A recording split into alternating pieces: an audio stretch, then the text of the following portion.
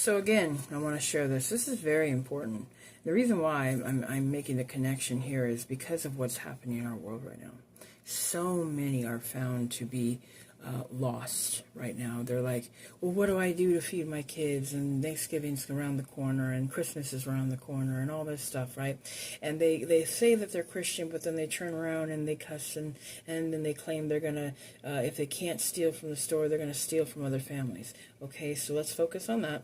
And what's interesting about this guy's story, Kevin Adams, is he used to be a multi-millionaire, okay? Financial guru type person, right? Had multiple $1-million properties, all this stuff, and then everything went south one day and he lost everything. And he had to learn to rely on God, okay? So with that being said, let's dive in. He says, I realized very early in our financial crisis that I couldn't dig myself out, that I couldn't fix everything by grabbing my own bootstraps.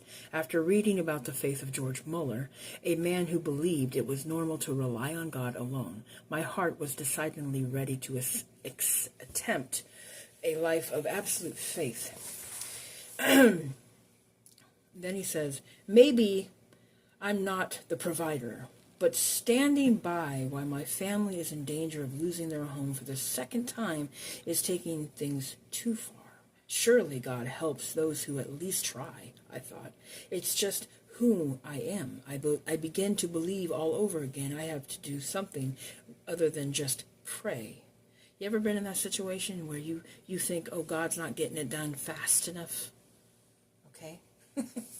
He goes on to say, what a mess. What a worldly fool I was. 2 steps forward, 3 steps back, trusting God, but by trusting myself, still sitting still by moving, listening by giving him advice. You ever try to give God advice? Just saying. And consequently failing in dramatic fashion and completely overlooking the truth that anything other than prayer, unless led by the one I'm praying to, was still using my own strength. Are you trying to dictate the outcome of the situation you're in right now by giving God advice? Wow. God's saying, miss me with that ignorance, okay? Because you need to give it to God, and you need to leave it in his hands, and you need to trust that he has you in the moment that you need it most.